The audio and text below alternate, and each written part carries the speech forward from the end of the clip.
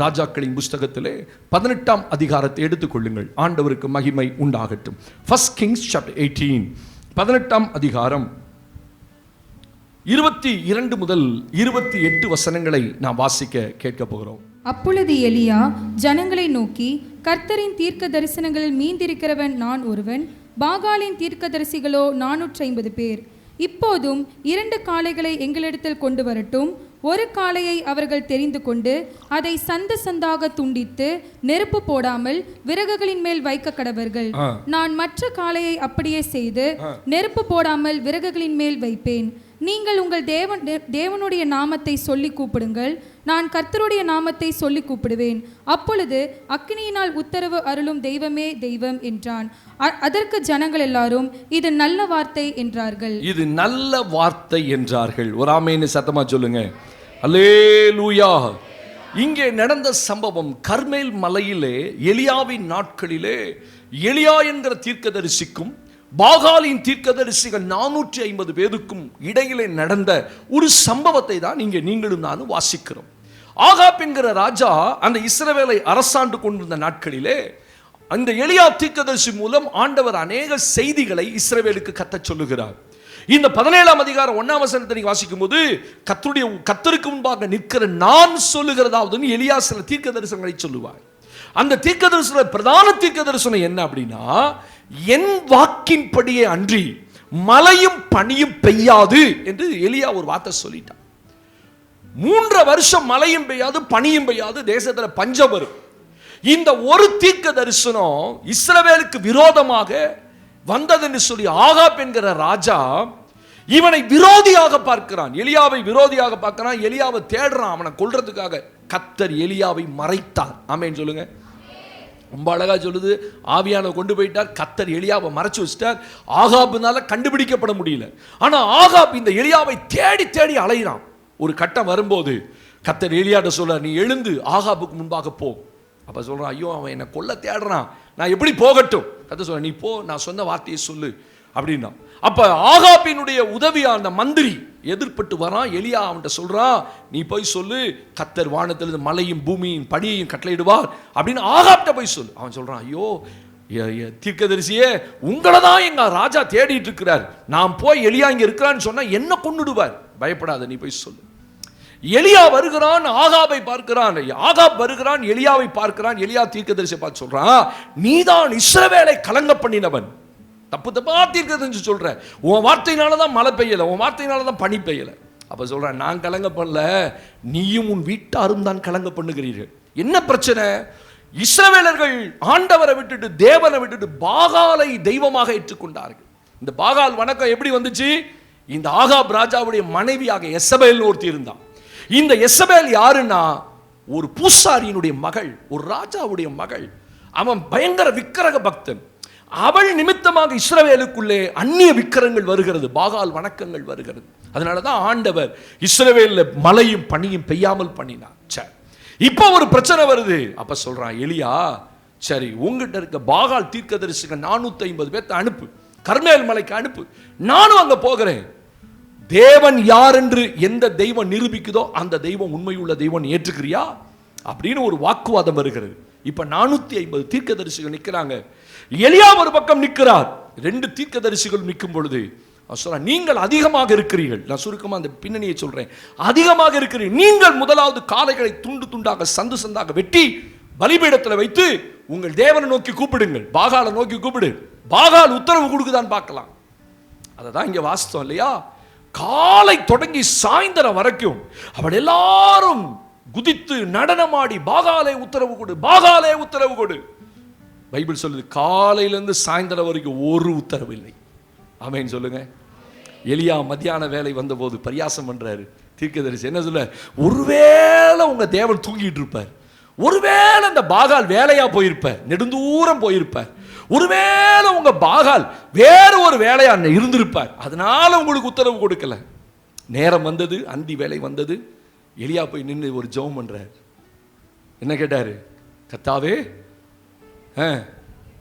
சொல்லுங்க, என்னை நினைத்தருளும், என் ஜெபத்தை கேட்டருளும். ஒரு சின்ன ஜெபம் தான் அவன் எலியா பண்ணாரு. வானத்திலிருந்து அக்கினி வந்ததாக வேதம் சொல்லுகிறது. ஆமென். ஜனங்கள் எல்லாரும் கர்த்தரே தெய்வம் என்று கர்த்தரை பணிந்து கொண்டார். இதுதான் சம்பவம். இப்ப ரெண்டு கூட்டம் கடவுளை நோக்கி கூப்பிடுது, ஒரு கூட்டம் பாகாலை நோக்கி கூப்பிடுது. பாகாலே உத்தரவு கொடு, பாகாலே உத்தரவு. கர்த்தாவே கர்த்தாவே என்னை கேட்டருளும் என்று எலியா சொன்னான். ஒரு கூட்டம் பண்ண ஜெபத்துக்கு பதில் வந்தது, ஒரு கூட்டம் பண்ண ஜெபத்துக்கு பதில் வரல. இந்த வருஷம் நீங்களும் நானும் பண்ற ஜெபத்துக்கு பதில் வரணும். அல்லேலூயா. 2025ஆம் ஆண்டு அநேக ஜெபங்களுக்கு பதில் வரல. There was a reason. அதற்கு சில காரணங்கள் இருக்கிறது. எலியா கூப்பிட்ட போது பதில் வந்தது, பாகால் தீர்க்கதரிசி கூப்பிட்ட போது பதில் வரவில்லை. அப்ப ஒரு சில ஜெபங்களுக்கு நமக்கு பதில் வருது, சில ஜெபத்துக்கு நமக்கு பதில் வரமாட்டேங்குது. அப்ப இந்த வருஷம் நான் பண்ற அப்ப கர்த்தர் நம்ம பண்ண ஜெபத்தை கேட்கலையா? கேட்கிறாரு. என்ன பாச கேட்கிறாரு? நீங்க கேட்டா பதில் கொடுக்கணும்ல. ஏன் ஆண்டவர் பதில் கொடுக்க மாட்டேங்கிறாரு? கொடுக்க மாட்டாரு. எல்லா ஜெபத்துக்கும் பதில் கொடுத்துருவாரா? கட்டாயம் கொடுப்பார். ஏன்னா ஜெபத்தை கேட்கிறவராமே மாம்சமான யாவரும் இடத்தில் நீங்க பண்ற சின்ன சின்ன ஜெபங்களை கூட கர்த்தருடைய செவிகள் கவனமா கேட்கும். ஏன்னா பைபிள் அப்படிதான் சொல்லுது. இந்த பூமியிலிருந்து ஒரு நாளைக்கு கோடிக்கணக்கான ஜெபங்கள் பரலோகத்துக்கு போகுது. கோடிக்கணக்கான பதில்கள் தேவ சமூகத்தில் இறங்கி வருகிறது. பரலோகம் பிஸியா இருக்குது. எப்பொழுதுமே சபை பிஸியா இருக்கணும். ஆமென் சொல்லுங்க. பரலோகத்தை போலவே சபையும் செயல்பட்டு கொண்டே இருக்கணும். ஆயிரக்கணக்கான தேவதூதர்கள் ஒர்க் பண்ணிக்கிட்டே இருக்கிறாங்க. செய்திகளை கொண்டு வரான், மேலே கொண்டு போறான், ரிப்போர்ட்ஸை கொண்டு போறான், ஜெபங்களை கொண்டு போறான். ஸ்தோத்திரம். அதை கேட்ட பதில்கள் வருகிறது. ஆனா நம்முடைய அநேக ஜெபங்களுக்கு கடந்த வருஷம் பதில் வரல. கூப்பிடுறான் தேவனை நோக்கி, அங்க ஒரு பதிலும் இல்லை. கொஞ்ச நேரம் ஆனோன்னு கோபப்பட்டுட்டான். கத்திகளை எடுத்து மேல கீறி ரத்தம் சொட்ட சொட்ட குதிக்கிறான். பாகாலே உத்தரவு கொடு. அவர்கள் வருத்தப்படுத்தினால் தேவன் பதில் கொடுப்பார்னு ஒரு கூட்டம் நம்புது. ஆனா வருத்தப்படுத்தாம என்னை கேட்டருளும்னு சொன்ன ஒரு சின்ன ஜெபத்துக்கு பதில் வந்தது. தேவன் வருத்தப்படுத்துகிறவர் அல்ல. வேளாங்கண்ணிக்கு போய் முனங்கால நின்று கடல்ல குளிச்சுட்டு அப்படியே துணியோட வந்து அந்த முனங்கால நின்று போப்பா அப்பதான்ப்பா பதில் வரும்னு சொன்னாரா? இல்லையே. இங்க இருந்து போப்பா, அங்க போனாதான் கடவுளை பார்க்க முடியும் அப்படிலாம் சொல்லல. அவர் ஒரு நாள் ஒருத்தரை என்ன செய்ய மாட்டாரு? வருத்தப்படுது. ஏன்னா அவர் எல்லாம் பட்டுட்டாரு. ஆமென் சொல்லுங்க. அல்லேலூயா. அவர் எல்லா பாடுகளை நமக்காக பட்டு முடிச்சிட்டார். இனி நீ முனங்கால போ, அதை போ, ஜபமாலையை உருட்டு, அதை பண்ணு, இதை பண்ணு, மெழுகுபத்தியை வை, ஊதுபத்தி வை, ஒன் நத்திங். இங்க வசனத்தை நல்லா புரிஞ்சுக்கங்க. தேவன் ஒருவரை வருத்தப்படுத்தி ஜெபத்தை கேட்கிறவர் அல்ல. ஆமென். அதனால தான் உலக மனுஷத்தை புரிந்து கொள்ளாதனால தான் கடவுளை பிரியப்படுத்த கால்நடையா போறான், செருப்பு இல்லாம காவடி தூக்கிட்டு போறான், அழகு குத்திட்டு போறான், பறவை பறந்து போறான். தன்னை வருத்தப்படுத்தினா தெய்வம் பார்க்கும் நம்புறான். அதை கேட்ட பிரதிபலன் ஒன்னும் வராது. அங்கிறது ஒரு சத்தமும் பிறக்கவில்லை. ஆமென். ஒரு சத்தமும் வராது. எலியா ஜெபித்தான், என்னை கேட்டருளும் கேட்டருளும். ஆமென். அவ்வளவுதான். அடுத்த வேலை, அடுத்த செகண்ட் வந்துச்சு பாருங்க. வானத்தில் இந்த அக்கினி புறப்பட்டு வந்து வாய்க்காலில் இந்த தண்ணியையும், வாய்க்கால் இந்த பலியையும், வாய்க்கால் இந்த மண்ணையும் நக்கி போட்டது. நக்கிருச்சுன்ற ரொம்ப அழகான வார்த்தை அது பைபிள்ல. நக்கி போட்டது. சோத்திரம். நாய் ஒண்ணுதான் நக்கும். நாய் தட்டை பார்த்துருக்கீங்களா? சில நேரத்தில் நம்ம பிள்ளைகளே சொல்லுவோம், என்ன இப்படி சுத்தமா வச்சிருக்க தட்டை அப்படிம்போம்ல. நம்ம ஆட்கள் ஒண்ணு விடாம அப்படி அப்படி எடுத்துருவாங்க. தட்டை பார்த்தா கிளீனா இருக்கும். நம்ம ஏன் கழுவுவானே, அப்படி தூக்கி மேலே வச்சுக்க வேண்டியதுதான். சில நேரத்தில் எனக்கு அந்த வார்த்தை வித்தியாசமா இருந்து, அக்கினி வந்த போது எல்லாவற்றையும் நக்கி போட்டதுன்னா அங்க ஒண்ணுமே அடையாளமே இல்லை. அப்ப ஜனங்கள் முகக்குப்புற விழுந்தார்கள். குப்புற விழுந்து கர்த்தரே தேவன், கர்த்தரே தேவன், கர்த்தரே. இந்த வருஷம் உங்க வீட்டுக்குள்ள அந்த சத்தம் கேட்கணும். கர்த்தரே தேவன், கர்த்தரே தேவன், கர்த்தரே தேவன். ஏன்னா வரப்போகிற பதில்களுக்கு நீங்கள் சொல்ல போகிறீர்கள் கர்த்தரே தேவன். அவர் கொடுக்க போற பதில்களுக்கு சொல்ல போறீங்க கர்த்தரே தேவன். ஓ ராமா சாந்தா ராபா காமானமா ரீகாபா காபாரா சாந்துரபா. நான் சொல்றேன், இந்த வருஷம் எல்லா ஜெபத்துக்கும் பதில் வரப்போகுது. பெண்டிங் ஜெபத்துக்கு கூட பதில் வரும். அப்படியா? பெண்டிங் ஜெபம்னா ஒன்று இருக்கு தெரியுமா? நீ எத்தனையோ பண்ணீங்க 25 வருஷம், 1-2 வந்துச்சு, 98% வரல, அதான் பெண்டிங். பெண்டிங் ஜெபம். சகரியா என்கிற மனிதன் எலிசபெத் மனைவி 2 பேரும் எப்பயோ ஜெபம் பண்ணாங்க. சின்னதுல கல்யாணம் பூசல ஜெபம் பண்ணியிருப்பாங்க. ஆண்டவரே எங்களுக்கு ஒரு பிள்ளையை கொடுங்க. 1 வருஷம் ஆச்சு, 2 வருஷம் ஆச்சு, 10 வருஷம் ஆச்சு, 20 வருஷம் ஆச்சு. இப்போ வயசாயிடுச்சு, 80 வயசுக்கு மேலே ஆயிடுச்சு சகரியாவுக்கு. அவளுக்கு பிள்ளை பேரே நின்று போச்சு, வழிபாடே சுத்தமாக முடிஞ்சு போச்சு. அப்ப கர்த்தர் சொல்றாரு, சகரியாவே உன் ஜெபம் கேட்கப்பட்டது. எப்போ ஜெபம் பண்ண? சகரியா வயசான காலத்தை ஜெபம் பண்றாரா? அவன் நம்பவே இல்லை. நானோ கிழவனா இருக்கிறேன், என் மனைவியோ வயது சென்றவளா இருக்கிறார், எங்களுக்கு ஒரு இன்பம் பிறக்குமா அப்படின்னு கேட்ட போது சொல்றாரு, உன் ஜெபம் கேட்கப்பட்டது. அவ்வளவுதான். அவன் எப்போ ஜெபம் பண்ண? 80 வயசு ஜெபம் பண்ண பிள்ளை கொடுன்னு. when he was young, அவன் வாலிபனாக இருக்கும்போது அவனுக்கே தெரியும், ஒரு 40, 45, 50 வயசு வரைக்கும் ஜெபம் பண்ணியிருப்பாரு. ஒரு ஹோப் இருந்துச்சு அவருக்கு, பிள்ளை எப்படியாவது பெற்றுருவா என் மனைவி. இப்போ 70, 80 வயசு ஆயிடுச்சு, நோ ஹோப், பிள்ளை வராது. ஆனால் கர்த்தர் சொல்ல, உன் ஜெபம் கேட்கப்பட்டது. ஜெபம் கேட்கப்பட்டுச்சுன்னா கர்ப்பப்பையே இல்லாமல் பிள்ளை வரும். ஆசீர்வாதத்துக்கு முகாந்திரமே இருக்காது, ஆனால் ஆசீர்வாதம் வரும். நீங்க பண்ற அத்தனை ஜெபத்துக்கும் உங்களுக்கு எபிலிட்டியே இருக்காது, தகுதியே நமக்கு இருக்காது. பெரிய காரியங்களை நம்ம ஜெபம் பண்ணுவோம், சரி இதெல்லாம் பண்ண ஆண்டவர் தருவாரா? தருவார். உங்க பெண்டிங் ஜெபத்துக்கு இந்த வருஷம் பதில் வரும். நீ இதுவரைக்கும் என்னென்ன ஜெபம் பண்ணீங்களோ, ஆனா எலியா கேட்டலும் ஒரு வார்த்தை சொன்னானே, அதுக்கு பின்பு ஒரு பெரிய ஜெப வாழ்க்கை அவனுக்கு இருந்துச்சு. ஒரு நாள்லாம் வந்து நின்று கேளுங்க ஆண்டவர் என்ன கேட்டுருவாரா? உடனே கேட்டுருவாரா? கேட்க மாட்டார்ல. அது எப்படி கேட்பாரு? நம்ம நினைக்கிறோம், ஆண்டவரை எலியாவின் ஜெபத்தை கேட்டீர் ஆண்டவரே, என் ஜெபத்தை ஆண்டவரை கேட்க மாட்டேன். எலியாவை போல வாழ்ந்தாதான் எலியா ஜெபம் கேட்கப்படும். நம்ம எலியாவை போலலாம் மாறுறதில்ல. ஆமா, எப்படி வேணா வாழ்ந்துட்டு பண்ண ஜெபத்தை கேட்டுருவாரா? ஆசீர்வாதம் கொடுத்துருவாரா? ஐஸ்வர்யம் கொடுத்துருவாரா? இல்லப்பா.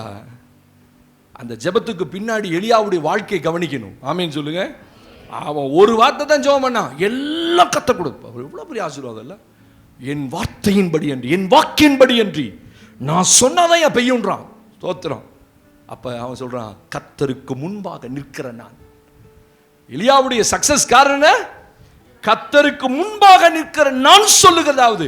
நீங்க கர்த்தருக்கு முன்னாடி நிக்காம நீங்க பாட்டு போய் எல்லாத்தையும் தீர்க்க தரிசனமா நான் சொல்லி கொடுக்குறேன், எல்லாம் பேசுங்கள், மலைகள் விலகட்டும், பர்வதங்கள் விலகட்டும், ஒன்றும் விலகாது.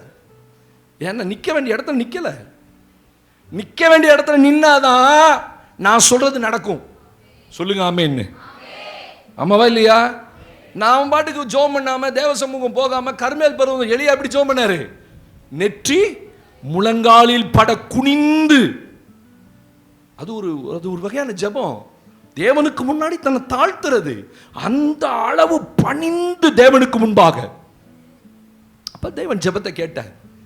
இங்கே ஒன்றுமே கிடையாது, ஜெப வாழ்க்கை இல்லை, ஒன்றும் இல்லை, ஆவிக்குரிய வாழ்க்கை சரியில்லை, சபை வாழ்க்கை சரியில்லை. என்கிட்ட குறைவுன்னு நான் எல்லாத்தையும் சொல்லலை, ஒன்று ஒவ்வொருத்தருக்கு இருக்குது, ஒவ்வொரு பிரச்சனை இருக்குது. எங்கேயோ ஒரு பிரச்சனை நம்முடைய வாழ்க்கையில், ஆவிக்குரிய வாழ்க்கை. நீங்கள் ஆவிக்குரிய வாழ்க்கை கரெக்ட் பண்ணுங்களேன், ஜெபம் கேட்கப்படும். ஆமென். நான் சொல்ல இந்த வருஷம் மறுபடியும் ஆவியான சொல்ல, பெண்டிங் ஜெபங்கள் கேட்கப்படும்.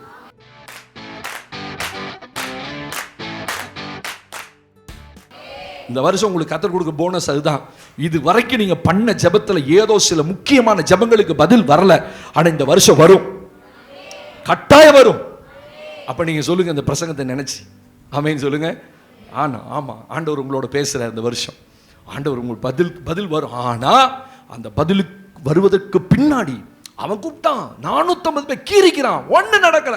ஆனா இவன் நின்று சொன்னான், கேட்டருளும், உடனே வந்தது. காரணம் வாசிங்கள் என்னோடு கூட.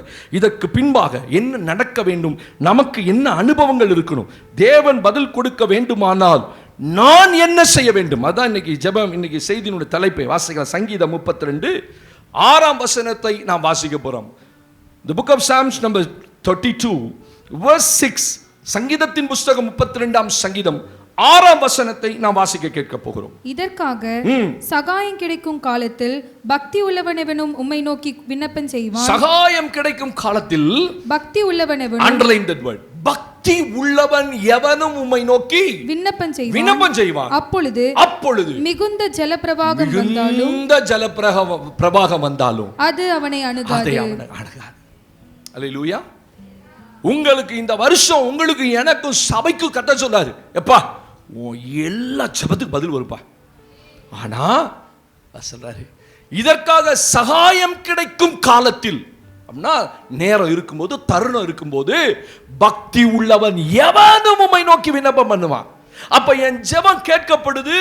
அதுக்கு பிறகு சொல்றாரு, அப்பொழுது மிகுந்த ஜலப்பிரவாகம் வந்த போதோ அது எத்தனை பிரச்சனை வந்தாலும் அதன் மத்தியில் நீ ஜெபம் அனுப்பா. அந்த ஜெபிக்கிற மனிதன் எப்படி இருக்கணும்? பக்தி உள்ளவன். பக்தி உள்ளவன். பக்தி உள்ளவன் எவனும் உம்மை நோக்கி. பக்தி உள்ளவனும் இருக்கான், பக்தி இல்லாதவனும் இருக்கான். அந்த பூமியில ஆபத்து வந்தால் ஆண்டவர் நோக்கி கூப்பிடுறவன் பக்தி உள்ளவன் அல்ல. பிரச்சனைகள் முத்தி போச்சு, உபவாசம் என்ன, பாஸ்டிங் என்ன, அப்பா ஜெபம் என்ன, ஆராதனை என்ன, வீட்டில் அப்படி இருக்க கூடாதுப்பா.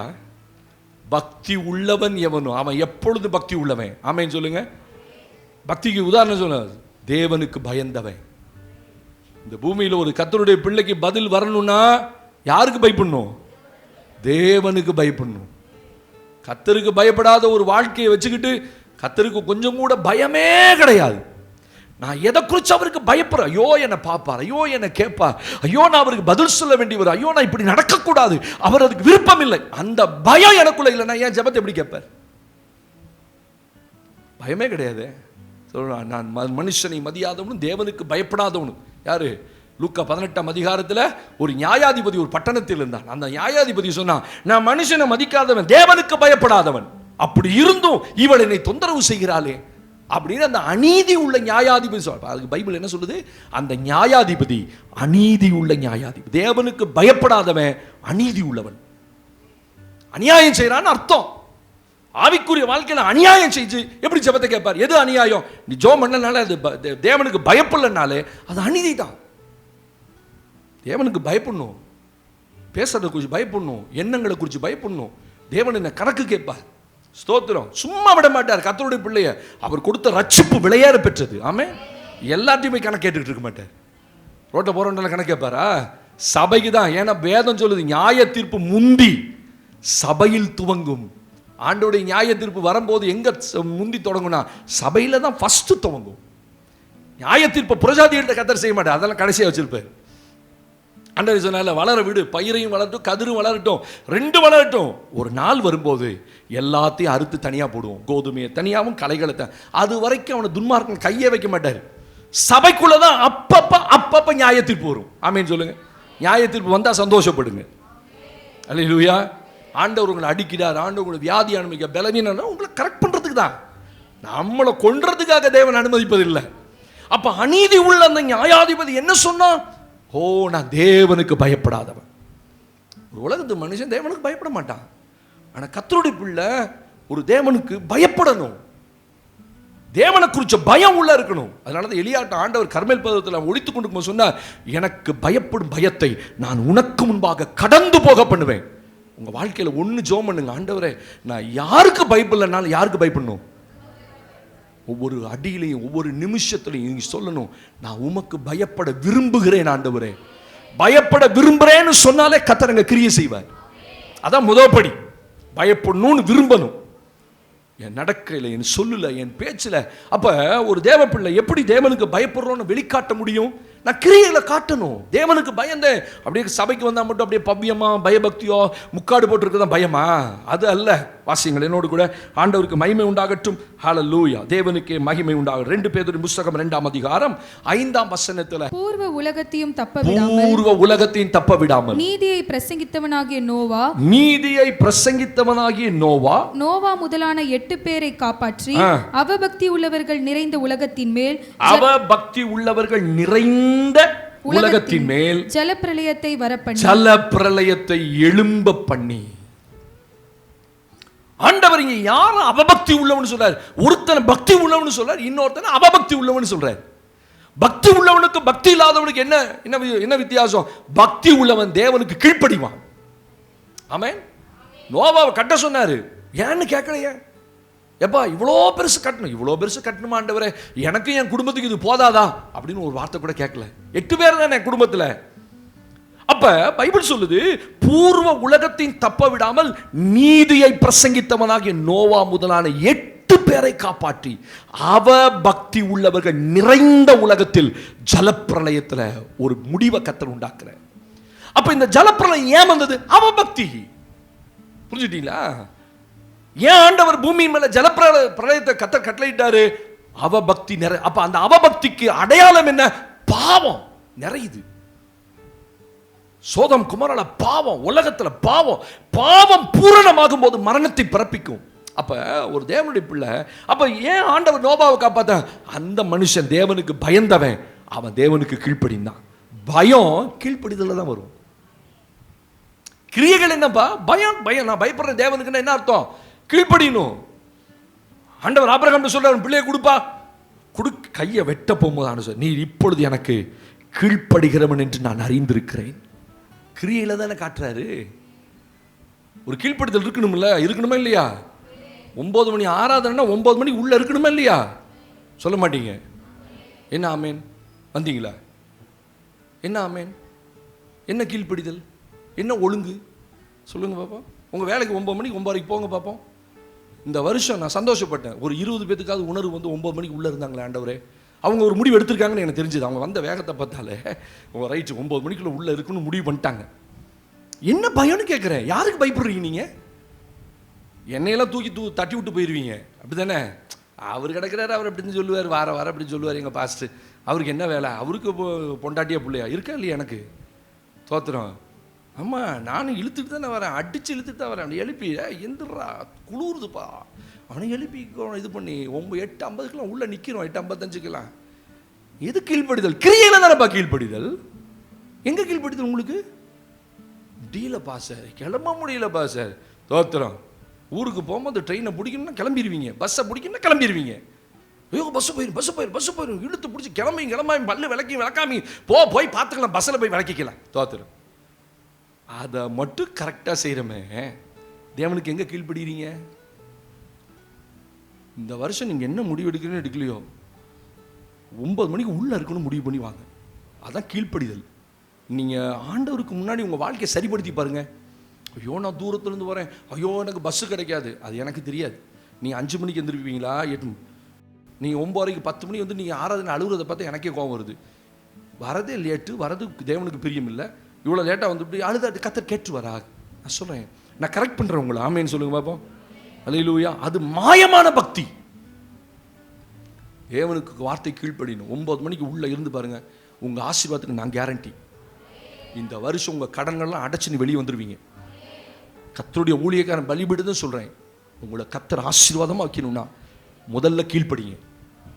கீழ்ப்படிஞ்சு தேவசமத்துக்கு வந்து நில்லுங்க. நான் உங்களை எல்லா நாளும் ஓடியாந்து நில்லுங்க அப்படின்னு சொல்லலை. வாரத்தில் ஒரு நாள் அந்த காலையில் வந்து தேவசமத்தில் ஆண்டவர் பார்க்குற சின்ன சின்ன கீழ்ப்படுதல் இருக்கான்னு பார்க்குறாரு. அப்புறம் எதுக்கு நமக்கு சபைக்கு வரோம்? கீழ்ப்படுதல் கற்றுக்கொள்ள தான் வரோம். ஆமென் சொல்லுங்க. அப்போ அவபக்தி உள்ளவர்களை தேவன் அழித்தாராம். பக்தி உள்ளவனை மட்டும் கத்தர் வச்சார். அதான் அர்த்தம். உயிரோட 8 பேர் காக்கப்பட்டார்கள்னா அந்த 8 பேர் யாரு சொல்லுங்க? பக்தி உள்ளவன். அந்த ஒரு பக்திமான நிமித்தம், அந்த பக்தி உள்ளவன் நிமித்தம் தான் அந்த 8 பேர் ஆசீர்வதிக்கப்பட்டாங்க. உங்க குடும்பத்தை நீங்களாவது பக்தியா இருங்க, தேவனுக்கு பயந்துருங்க.